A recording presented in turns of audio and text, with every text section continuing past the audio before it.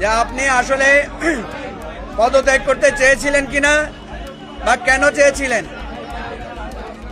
ওনার কথায় আমরা বুঝেছি যে ওনার কাছে মনে হয়েছে যে উনি আসলে একটা সুষ্ঠু নির্বাচন দেওয়ার মতো যে কোঅপারেশন বা যে পরিবেশ সেটা পাচ্ছেন না বলে উনি উপদেষ্টাদের বৈঠকে বলেছিলেন আমি আর থাকবো না, এবং উনি একটা বক্তব্য জাতির উদ্দেশ্যে একটা বক্তব্য দিয়ে উনি ওনার দায়িত্ব থেকে অব্যাহতি নেওয়ার কথা বলেছিলেন। কিন্তু শেষ পর্যন্ত উপদেষ্টারা ওনাকে বুঝিয়ে সেটা থেকে নিবৃত্ত করেছেন।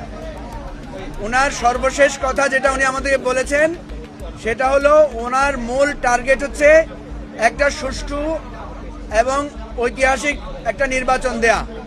কিন্তু সেই নির্বাচন দেওয়ার জন্য যে জিনিসটা দরকার সেটা হচ্ছে প্রশাসন সহ সব বিষয়ে ওনার একটা নেতৃত্ব এবং কর্তৃত্ব স্থাপন করা। উনি যখন বুঝবেন যে এখন উনি কমফোর্টেবল, সব কিছুর উপর নিয়ন্ত্রণ এবং নির্দেশনামা সঠিকভাবে হচ্ছে, তখন উনি নির্বাচনের একটা তারিখ বা রোডম্যাপ উনি আমাদেরকে দেবেন। আমরা ওনার কাছে দাবি করেছি কয়েকটা, আমাদের এবি পার্টির পক্ষ থেকে আমরা একটা লিখিত বক্তব্য দিয়েছি।